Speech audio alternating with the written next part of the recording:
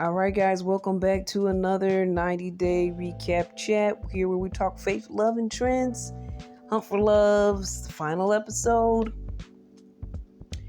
And Hunt for Love is a part of the 90-day universe, 90 Day Fiance fans. You guys know that it's a reality show that follows couples that are one person's from the US, the other's from another country, and they try to go through cultural barriers, language boundaries, all these different things to try to be together and find love. They have to go through the legal process for marriage and get this K1 visa in order to be in the same country with each other. You guys know the whole 90-day world. This is one of their spin-offs for those couples that did not make it and people separated, divorced, or never even got married in the first place. This is the aftermath of the people. They're trying to learn how to love and find love again, but they're thrown onto this island with hot, attractive people. They have some workshops, but a lot of them are just kind of fun, flirty things. And I don't know if it's really meant to change their life or change our lives. It's just really for entertainment value, is how I feel. But let's get into this final episode. Last time, Rob and Carlo were face to face, like they were about to, throw hands on each other or whatnot. But they really were both just trash talking. Rob kind of whined and made a whiny voice. And I mean Rob and Cole. If I said Carlo, sorry. Rob and Cole. They really didn't fight, but they just talked trash. And Rob and Cole actually hit kind of below the belt, talking about Rob's last marriage and how he needs to be a better man and all of these different things. He kind of hit him pretty low, and it looks like Rob didn't have a good take back or get back on him. So he kind of just walked away feeling probably pretty low, but he was upset that Jennifer accused him of sleeping with May, and she was more concerned about Cole's feelings than his. So he was kind of like still trying to figure out, why does she keep going back to Cole?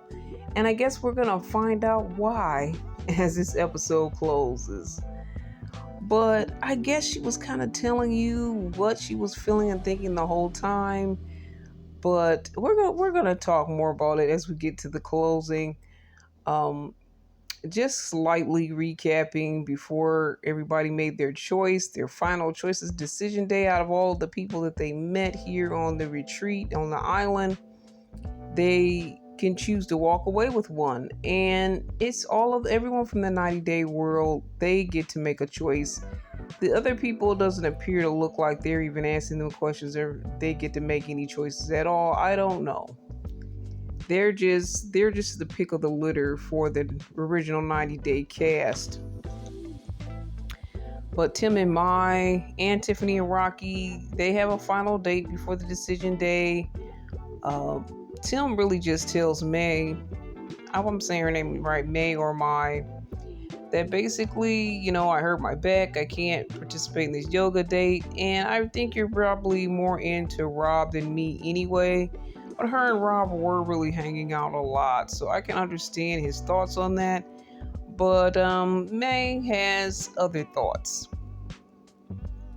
She basically said that he needs to work on his self-esteem. He needs to man up and get his stuff together. And she was kind of upset. I kind of like her take on that, because I do think that without even talking to her and seeing her perspective, that he just jumped the gun. And she was hanging out with Rob a lot, but he just jumped the gun and said, she must not be that into me. So I'm just going to let this be, because decision day is tomorrow. All right, so they all go on a final party boat trip. It gets a little messy. There's rumors. There's little tiffs and little fights here and there amongst the people that haven't been getting along very well. So now we're gonna go right into their final decision, guys. Who did they pick for this after this whole retreat? And we're gonna work with Tim first. He gets to choose first, and he really doesn't choose anyone. He says he needed more time to connect, and I can agree with him saying that, because I think if he would have had more time with Mai or May, that he would have been they could have built more of a connection, and maybe he wouldn't have been so unsure of himself in the first place. But like May said, it's like you can't just throw yourself under the bus. Try to be optimistic and get the other person's point of view. You don't have to end it before it even actually ends. Is kind of what he did. And I'm sure you could make the choice. I feel like you could make the choice of, hey, I didn't really get to know you as well as I wanted to, but I'd like to. And maybe I would like to get to know May further as we leave this island, but, so I choose her. I mean, he could have done something of that nature and not pigeonhole himself, but just open the door to possibly really connecting with her. All right, so Chantel, she ends up choosing her friend Ashley from home as she's embarking on this new journey of exploration of her sexuality. Despite what her family and friends may think, she's made this decision. And she was a little reluctant, and she didn't know how people were going to receive her. It seems like everyone was patting her on the back and celebrating her, but she says she doesn't know how in the real world everybody's going to take this. Tiffany, she played confused till the end, but she said she made the best choice for herself, and that's by choosing Rocky. Because as we know, Carlo hooked up with someone else in the whole middle of this thing and then tried to get back with her, and was a back and forth situation that was happening. But I was very happy that Tiffany made the decision to take Rocky on this ride with her. But before she did that, she kind of commented on Tim's choice and said, he needs a woman that's like me. And I feel like maybe they were trying to allude to the fact that they end up together. For those that follow the 90-Day World, they already released a little while ago that, hey, Tim and Tiffany are together. So it doesn't reflect that on the show, obviously, because Tiffany chose Rocky and they showed their connection. But it may have been on Between the Sheets. People were saying that they were sleeping. Tim and Tiffany were sleeping in the bed together, constantly hanging out with each other. So there was definitely something there, but I think they just believed it was friendship. Well, anyway, as we applaud Tiffany for making this great choice and not going back to Mr. Carlo, who doesn't know what he wants to be or do. It was kind of weird, but he comes up there and he's like, well, Tiffany, you're a wonderful person. Kind of thought he was going to start trying to fight for her, but he said, you know what? I just want you to be happy and, just take good care of her. And I was like, okay, that's good. But it kind of like he came up there for some reason. And we get to see the reason as he calls Elise up there. And I think he was trying to get the upper hand on some level as he called Elise up there and start telling her that he thinks about her all the time and he wants her. And Tiffany was like, he said that to me, and even other people that were at this event were whispering that as well. Like, he said this before. He said that to Tiffany. So he's throwing out the same lines he did to Tiffany to Elise, trying to get her so he doesn't get to have to walk off empty-handed. And as people were calling him out on that, he started laughing this crazy laugh.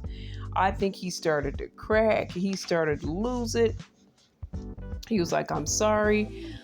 This whole situation at this retreat was just getting to me, and I didn't know what I wanted to do, but now I know that it's always been you and all of this. Like, whatever. Sounds like the same thing he said to Tiffany. He's like, he's one of those guys that's just like a player, but they have the same cheat sheet for every girl. And hopefully the girls never meet, because otherwise they'll figure out that this guy just basically says the same thing to everyone. But he backs and forths with Elise. Elise back and forths too, because she's like, wait a minute. Well, no, he pledges his love to her at this time, but of course he broke up with her to get back with Tiffany. But now Elise is like, well, okay, they're telling me you said this to Tiffany, and I don't want to be second fiddle. I don't want to be treated like that. So she was like, I don't know. I don't know if I'm going to accept you wanting to take me. So she finally says yes, and my toxic dream comes true. I said these two belong together, and in a way they were forced together because Tiffany made a better choice. And like I said, this was a toxic dream / nightmare come true. He gives her his stuffed animal, Bun Bun. I'm like, what's wrong with this guy? Why does he have a stuffed animal? And he's 38. I think Elise even said something about this. I don't know if it was between the sheets or during the show. It's like, this is just weird. He gets on his knees and hands her Bun Bun. And she was like, well, but you do this. You seem to do this. He was like, no, I never gave Tiffany Bun Bun. And I was like, this is so creepy. But I was like, these guys, they need to just make a show for them because they both need help. When he did pick her, she ran to him and hugged him, and he swung her in the air. But then as they were talking, she was like not so accepting and confused, and like, I don't know. I feel like they both wanted to win or something. I feel like it was to me a game of how can I win this, and Carlo was trying to see how he could win this and hook up at the same time. And I think he thought if he latched on to Tiffany that he would get more screen time and he would so-called win this. But him and Elise, they got enough screen time. To me, I feel like they took the spotlight away from the whole Tiffany and Rocky scenario. So in a way, she one-upped him, which he deserved, but then he tried to one-up her by choosing Elise. And we know Elise is pretty desperate. But I was proud of her for at least questioning him. And she questioned him not just once, but a few times. And she was like, I don't know. And I wish she would have just either left it, I don't know, or she said, let's go see what's going to happen. So she's not quite 100% on it, but she just wanted to win something, which is weird. It's like, I just want to win something. This is like a game of love here. And playing with people's hearts, to me, it's not a really good game to play. But if you guys are going into this knowing that this is what it's all about, then maybe it's safer for you than someone that's really in a serious relationship and situation, because this is all played out for TV. Anyway, that was really interesting. Courtney, we kind of know what she's gonna choose. Usman and Colt were like both vying for attention after Colt falls and hurts himself. She's in the hospital with him all the time. They talk for hours. She did say some positive things about Usman, but she went back to Colt basically saying this issue in the hospital opened up their relationship. She would be happy with him in a cardboard box, basically. She knows that he doesn't have anywhere to stay or a job right now. She puts him on FaceTime because he can't actually be there in the resort with them. And Usman, earlier warned her that maybe he's trying to use her, but she decided to press her luck anyway. So Usman finally just wishes them the best. He waves at Colt via FaceTime, and she reveals that she's staying with her parents, and hey, her parents say that he can stay with them. I don't know. This doesn't sound very. I don't know. I feel like she shouldn't put her parents in that position. I think if she had her own place, it would be her choice. But now she's bringing her parents into this, and they're both going to be living with her parents. Um, I like the idea that she could live in a cardboard box. I like the idea of, okay, she's living with her parents, and he's been in a situation where he's lived with his mom. Not to say that he wasn't making the money at that time, but they both seem pretty comfortable being around and living with the parents. And if this works out for them, it's a good thing as long as they're happy. It may not be traditional, it may not be what people say is a normal for people of a certain age, but if this is just temporary, that's fine. If they plan to move out and have their own life together, that's better. But the fact that they possibly found someone they really care about, their connection looks really solid as far as what we're seeing on TV here. I wish them the best. Now it's up to Rob. He gets to choose, and he chooses Jennifer with no mention of Elise at all, like she didn't even exist. Elise was really wild and toxic, and he definitely dodged a bullet. I really didn't think he was going to be able to get away from her that easily, but she still taunted him through the whole show, and even Jen as well. But Rob and Jen have their own little dirty secrets that have yet to be revealed, and we do find out that they are going to have a traditional tell-all set up, but there's going to be another host, so hopefully things will be a little bit different. The tell-all to me looks like it's going to be pretty exciting. I do want to see where they're at now. I do want to see if Tiffany and Rocky, what happened with them, even though we know through the headlines that Tiffany and Tim are now together. What went wrong with them? I want to see if Elise and Carlo and the craziness, are they still together? So those are some things I'm looking for when I check out that tell-all. But he talks about his connection with Jen, and she comes up and she recognizes his feelings for her. She says she also has feelings for him, but then she asks Cole to come up and says basically he's the more stable choice, and he's will make a more trustworthy partner for her, so she chose him. Rob looks really sick, he looks like a sore loser here.